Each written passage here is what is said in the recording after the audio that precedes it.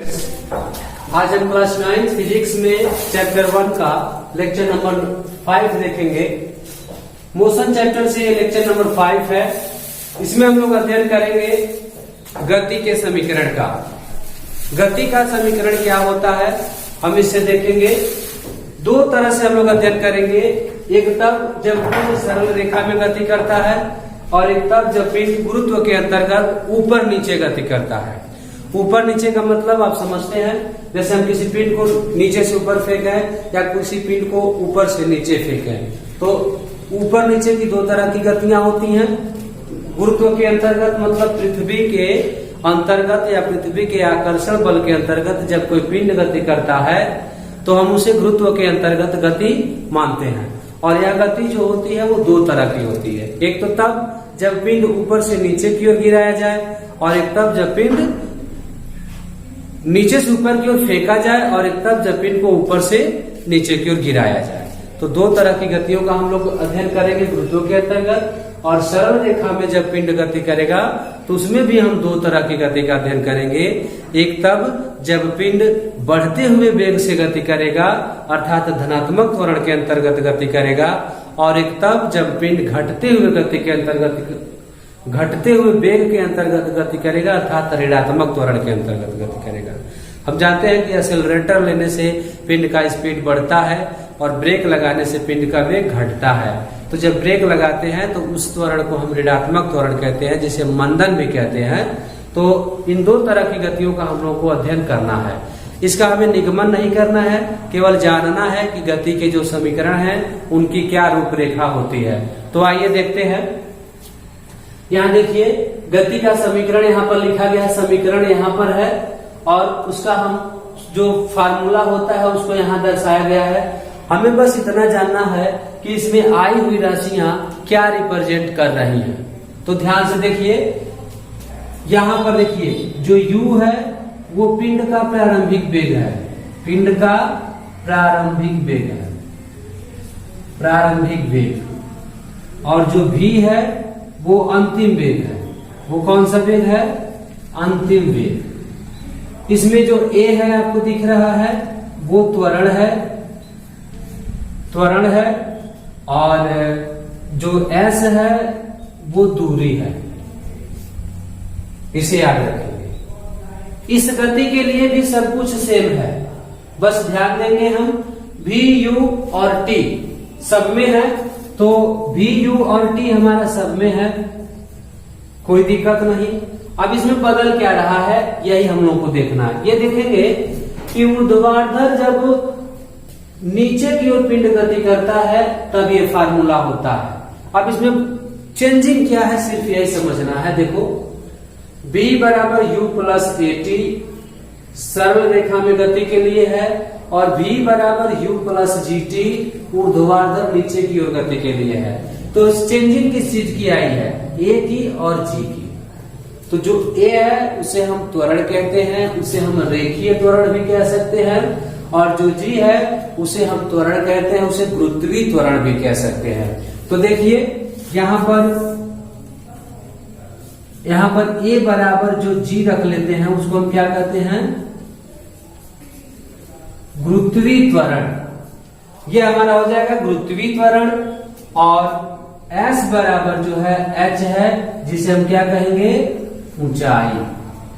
तो बस दो ही चीज का अंतर आपको मिलेगा, एक g का और दूसरा h का, और सारी चीजें सेम है, देखते रहिए। तो ये गति के समीकरण हैं, हमें इनका निगमन नहीं जानना है, ये प्रूफ कैसे हुआ है ये हमारे सिलेबस में नहीं है। वैसे तो फिर हमको केवल इतना जानना है कि गति के समीकरण है। तो ये हमारा अंतिम वेग है, ये प्रारंभिक वेग है, ये त्वरण है और ये समय है। उसी तरह से देखिए यहाँ पर द्वितीय समीकरण में ये दूरी है, त्वरण है, समय है, यहाँ प्रारंभिक वेग है। तो जिस भी समीकरण को आप देख रहे हैं सिर्फ ये जानना है कि उसमें कौन सी जो राशि है वो किसको रिप्रेजेंट करती है। राशि का मतलब यहाँ पर हम अक्षर जो दिख रहा है जैसे वेग है, दूरी है, समय है, त्वरण है, ये सब राशि कहलाते हैं। ठीक है, तो ये कौन सी राशियां किसको रिप्रेजेंट कर रही हैं, किसको प्रदर्शित कर रही हैं, सिर्फ यही हम लोग को समझना होता है। तो इसे याद रखेंगे आप। ये गति का प्रथम समीकरण है, द्वितीय समीकरण, तृतीय समीकरण। कब? जब पिंड रेखा में गति करता है, जैसे कोई साइकिल चला रहा है, चाहे कोई दौड़ रहा है, चाहे कोई मोटर चल रहा है, रेलगाड़ी चल रही है, बस चल रहा है, ये सब किस तरह की गतियां हैं? रेखीय गति है, जो कि पृथ्वी पर चलती है, चाहे किसी भी दिशा में चले। तो पृथ्वी पर स्थित पिंडों की जो गति है वो क्या है? रेखीय गति है। यहाँ तक कि एरोप्लेन की गति भी रेखीय गति ही है, क्योंकि वो भी एक रेखा में चलता है और हमेशा आप देखेंगे ऐसे क्षैतिज चलता है, पृथ्वी के समांतर चलता है। ऐसा नहीं है कि इस तरह चलता है, अच्छा इस तरह चलता है। जब भी चलता है एक रेखा में चलता है। ठीक है, तो रेखीय गति के लिए इक्वेशन है।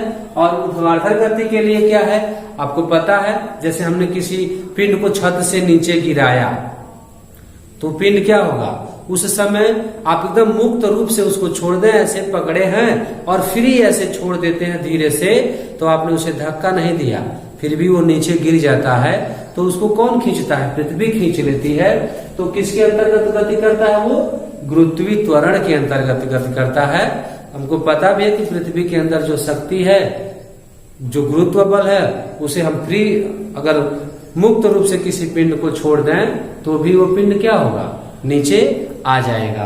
तो ये है गुरुत्व के अंतर्गत गति। इसमें परिवर्तन किस चीज का हुआ है? त्वरण का। ए रेखीय त्वरण है और जी गुरुत्वीय त्वरण है। तो देखना सिर्फ यही है।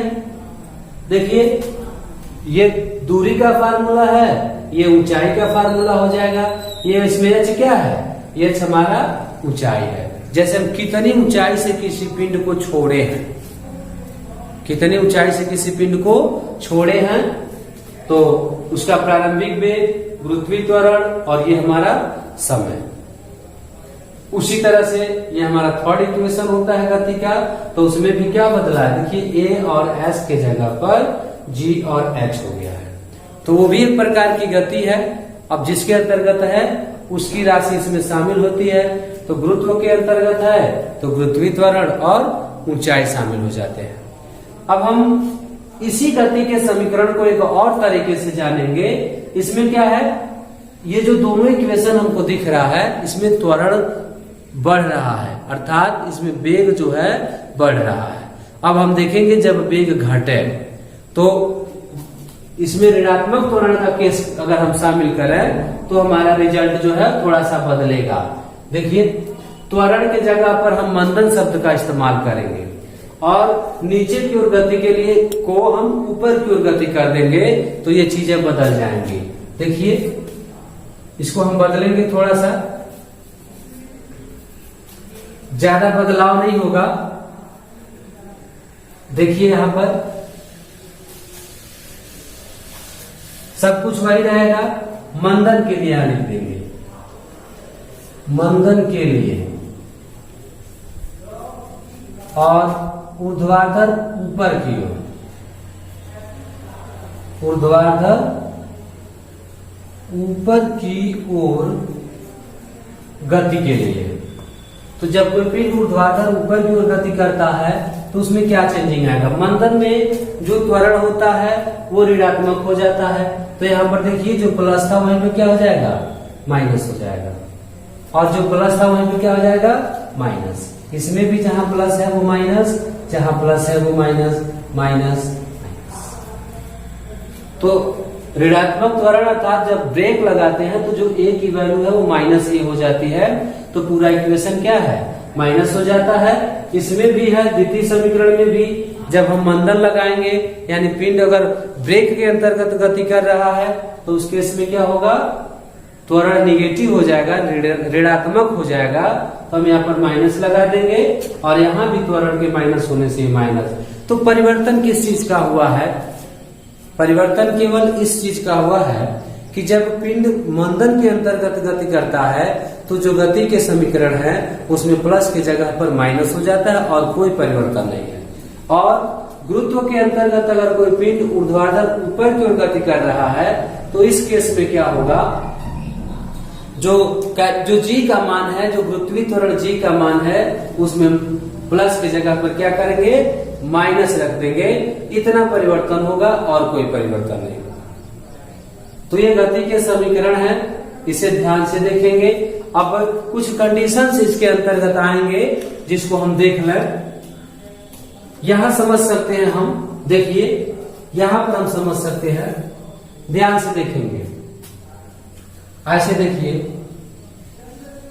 यदि पिंड प्रारंभ में स्थिर हो, विरामावस्था में हम लिख सकते हैं, विरामावस्था में हो, तो अगर पिंड प्रारंभ में विरामावस्था में होगा तो क्या होगा, तो u बराबर क्या हो जाएगा, 0। जैसे कोई पिंड है, पहले रुका हुआ है और फिर वो गति करने लगा, तो रुका हुआ है तो उसका प्रारंभिक वेग 0 है, और गति करने लगा तो जिस वेग से गति करेगा वो उसका अंतिम वेग हो जाएगा। तो हम लोग प्रारंभिक वेग को किससे डिनोट किए हैं, u से डिनोट किए हैं। तो अगर पिंड प्रारंभ में विरामावस्था में है, विरामावस्था का मतलब रुका हुआ है, विराम अवस्था में है, रुके हुए अवस्था में है, तो u बराबर क्या हो जाएगा, 0। इस केस में ये सभी जो इक्वेशन है उसमें जहां जहां u है वो सब क्या हो जाएंगे, सब 0 हो जाएंगे। तो देखिए जो पहला समीकरण होगा रेखीय गति के लिए, देखिए यहां पर रेखीय गति के लिए, रेखीय गति के लिए v बराबर, देखिए u प्लस 80 में हम क्या करेंगे, u के जगह पर ये 0 रख देंगे, तो क्या हो जाएगा, 0 प्लस 80 हो जाएगा। तो हमारा रिजल्ट कितना मिलेगा, v बराबर 80 का मिलेगा। पहला समीकरण होता है ना गति का, v बराबर u प्लस 80 बढ़ते हुए त्वरण के अंतर्गत, तो ये v बराबर u प्लस 80 बढ़ते हुए त्वरण के अंतर्गत हो जाएगा। तो v बराबर क्या हो जाएगा, 80। यही चीज अगर हम इसमें 0 कर दें तो देखिए दूसरा समीकरण जो हमारा है, दूसरा समीकरण होता है s बराबर ut प्लस हाफ 80 स्क्वायर। इसमें भी u के जगह पर अगर हम 0 कर दें तो 0 into T plus half 80 square हो जाएगा। तो हमारा रिजल्ट कितना हो जाएगा, हाफ 80 स्क्वायर। ये हमारा रिजल्ट हो जाएगा। तो देखिए अगर हम प्रारंभिक वेग को 0 कर रहे हैं तो रेखीय गति में हमें कौन सा इक्वेशन मिल रहा है, इसके 0 हो जाने से सेकेंड वाला पार्ट जो हमारा वही बच रहा है। और अगर हम थर्ड इक्वेशन की बात करें, यहाँ पर जो हमारा थर्ड इक्वेशन है, तो देखिए इसको हम हटा ले रहे हैं,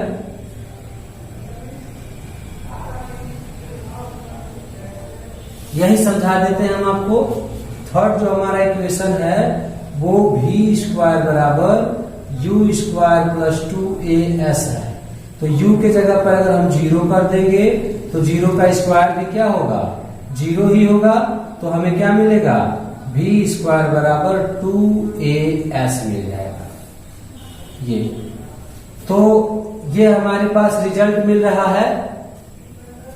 जो सभी समीकरण है गति के, उन सभी समीकरण में अगर हम u की वैल्यू 0 करते जाए तो हमें केवल v की वैल्यू मिल जाएगी। और यही चीज अगर हम जैसे रेखीय गति के लिए किए हैं वैसे ऊर्ध्वाधर गति के लिए भी कर सकते हैं। इस चीज को हम थोड़ा सा हटा रहे हैं और यहाँ पर हम आपको बता देते हैं। देखिए अगर हम ऊर्ध्वाधर गति की बात करें, ऊर्ध्वाधर गति की बात करें तो क्या होगा, देखिए पहला इक्वेशन है v बराबर u प्लस gt होता है। u के जगह पर हम 0 कर देंगे। जैसे अगर कोई पिंड विरामावस्था मुक्त अवस्था से छोड़ी जाए तो उस समय उसका प्रारंभिक वेग क्या होता है, 0 होता है। जैसे आप छत से कोई चीज ऐसे पकड़े हैं तो इस समय तो रुका है ना, और जैसे अगर आप इसको छोड़ देंगे तो गति करने लगेगा, तो इस समय उसका पहला प्रारंभिक वेग क्या है, 0 है। तो इस समय u को अगर हम 0 कर दें तो u प्लस 0 प्लस gt, तो v बराबर क्या मिलेगा हम लोग को, gt मिल जाएगा। ये हमारा फर्स्ट इक्वेशन है। ऐसे इसी तरह से हम अगर सेकेंड इक्वेशन की बात करें अपने दूसरे समीकरण की बात करें तो दूसरे समीकरण में h बराबर क्या है, ut plus half gt square है, gt स्क्वायर है। तो देखिए h बराबर क्या हो जाएगा 0, u के जगह पर रख देंगे तो 0 हो जाएगा और प्लस में है हाफ gt स्क्वायर। तो क्या रिजल्ट मिलेगा हमें, gt स्क्वायर का रिजल्ट मिलेगा।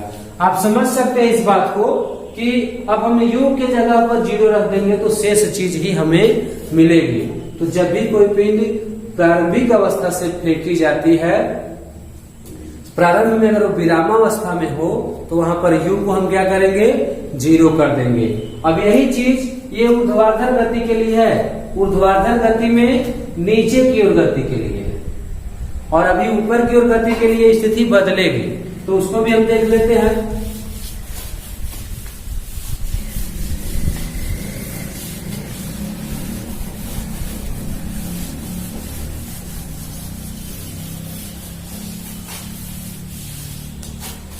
अगर ऊर्ध्वाधर ऊपर की ओर गति है, ऐसे देखिए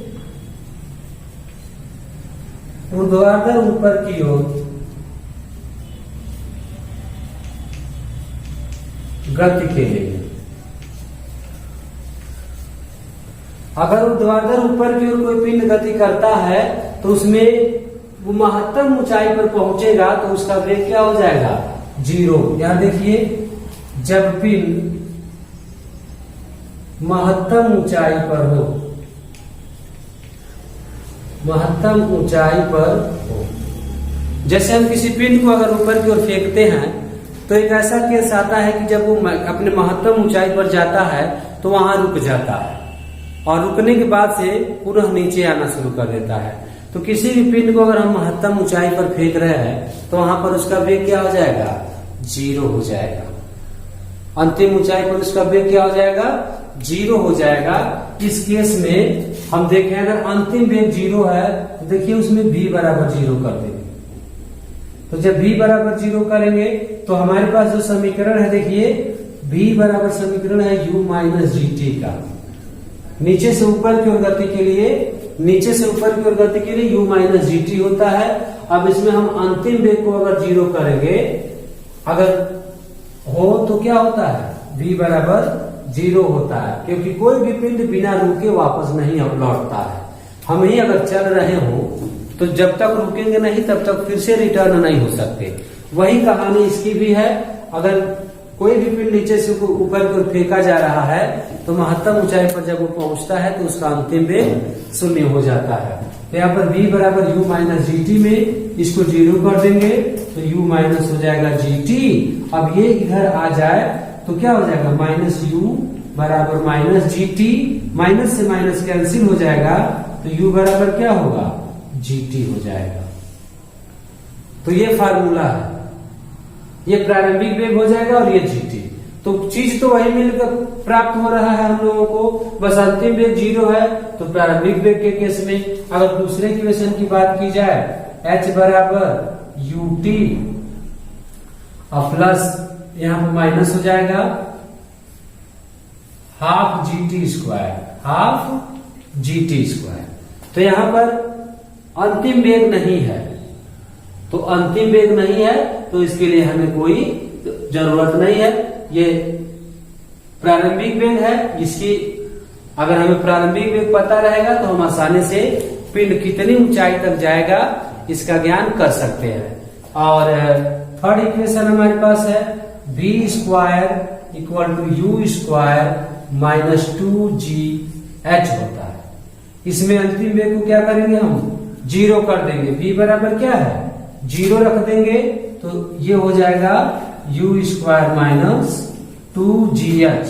अब ये माइनस वाला प्लस वाला पद अगर इधर आ जाए, चाहे इस पद को हम इधर ला लें ऐसे 2gh, ये माइनस है, जब बराबर किधर आएगा तो प्लस हो जाएगा, इतना बराबर हो जाएगा u स्क्वायर। तो h बराबर होगा u स्क्वायर बाई 2g। अगर हमसे ये पूछा जाए कि हम पिंड को फेंक रहे हैं ऊपर तो वो कितनी ऊंचाई तक पहुंचेगा, तो उसके लिए यही फार्मूला होता है। उसके लिए एक फार्मूला है। अभी हम इसको एक एग्जाम्पल के माध्यम से आपको समझा देते हैं। तो चलिए हम उस एग्जाम्पल को समझा देते हैं यहाँ पर। आइए,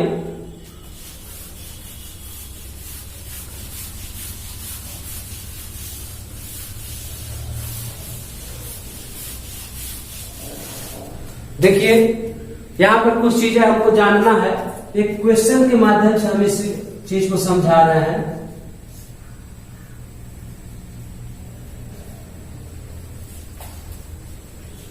किसी पिंड को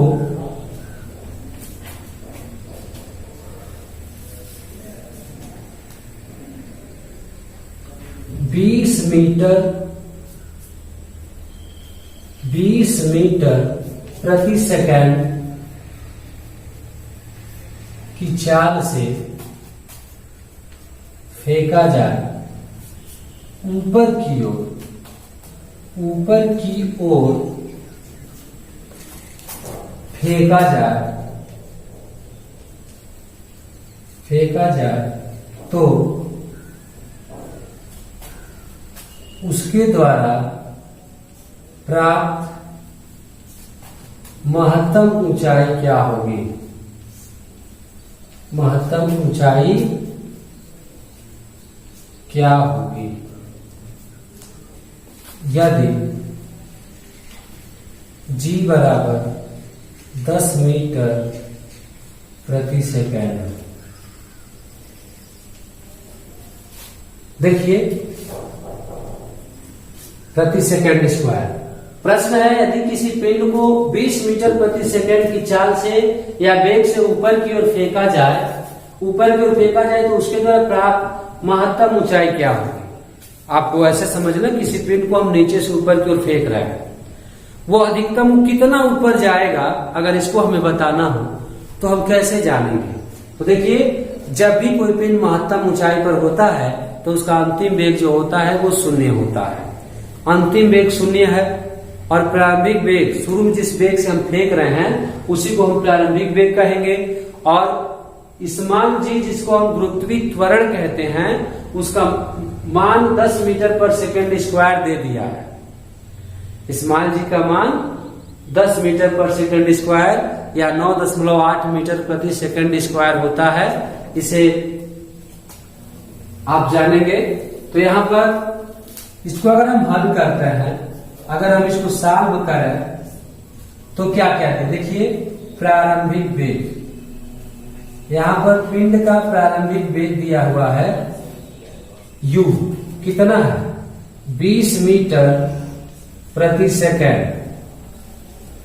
और गुरुत्वीय त्वरण दिया है, गुरुत्वीय त्वरण g दिया है 10 मीटर प्रति सेकंड स्क्वायर। ये आपसे h की वैल्यू पूछ रहा है, कितनी ऊंचाई तक जाएगा, यही आपसे क्या है पूछ रहा है। तो h बराबर हम क्वेश्चन मार्क लगा देंगे और अंतिम वेग जो होता है, अंतिम वेग v बराबर होता है 0। जब पिंड महत्तम ऊंचाई पर होगा तो अंतिम वेग क्या होगा? शून्य होगा। ये बात जानेंगे। तो हमारे पास जो गति का तृतीय समीकरण है, गति का तृतीय समीकरण, गति के तृतीय समीकरण से v बराबर होता है, v स्क्वायर बराबर होता है u स्क्वायर माइनस 2gh, यही होता है। अब देखिए, v की जगह पर 0 और इन सभी मानों को अगर हम रखेंगे तो हमारा रिजल्ट मिल जाएगा। तो देखिए, इसके जगह पर 0 रखेंगे, टोटल 0 हो जाएगा। u के जगह पर आपको 20 रखना है तो 20 का आप रख देंगे, स्क्वायर कर देंगे, और यहाँ पर देखिए 2 हो जाएगा। g का मान हमारे पास 10 है और h की वैल्यू हमारे पास है, हमको फाइंड करना है, हमको फाइंड करना है h की वैल्यू। ठीक है, तो देखिए अब हम हल करें इसको, तो 20 का जो स्क्वायर होता है वो 400 होता है। 20 का स्क्वायर करेंगे, 20 गुणा 20 करेंगे तो 400 मिलेगा आपको। और यहाँ माइनस देखिए 2 और 10 का मल्टीप्लाई कराएंगे तो 20 हो जाएगा, और यहाँ पर h है। तो अब हम इस 20h को बराबर की इधर ला दें तो ये प्लस हो जाएगा। तो देखिए आपको मिलेगा 20h इक्वल टू 400, h बराबर हो जाएगा 400 अपान 20। इसको सॉल्व करेंगे तो देखिए 20 से 40 दो बार में कटता है, इतना 20 मीटर जाएगा। यानी महत्तम ऊंचाई कितनी होगी उसकी? 20 मीटर होगी। अगर हम प्रारंभिक वेग को जानते हैं, गुरुत्वीय त्वरण हमको पता ही है, तो आसानी से बता सकते हैं कि वो पिंड कितनी ऊंचाई पर जाएगा। इसका हेल्प क्या है, हमारे दैनिक जीवन में इसका प्रयोग क्या है, अगर आप इसको जानना चाहते हैं तो आपको पता होगा कि ब्रह्मांड में जो उपग्रह स्थापित किए जाते हैं संचार व्यवस्था के लिए, रॉकेट से जो उपग्रह छोड़े जाते हैं, तो उस रॉकेट से इसी तरह की चीजों को इसी तरह से मतलब कैलकुलेशन किया जाता है कि हमें कितनी ऊंचाई तक फेंकना पहुंचाना है, तो उसके लिए उसका शुरू का वेग कितना होना चाहिए। अगर ये जानकारी हो कि हमें इतनी ऊंचाई तक फेंकनी है, तो उसके लिए हम आसानी से कैलकुलेट कर सकते हैं कि अगर हमें देखिए यहाँ पर 20 मीटर पहुंचा है, इसका मतलब है कि 20 मीटर पहुंचाने के लिए हमें 20 मीटर पर सेकेंड की रफ्तार से फेंकना होगा, जब जी का मान कितना है 10 मीटर पर सेकेंड स्क्वायर है। तो इस तरह से हम आसानी से ऐसे सवालों को लगा सकते हैं जिसमें हमें कोई दिक्कत नहीं होगी। तो आगे हम और न्यूमेरिकल्स बताएंगे।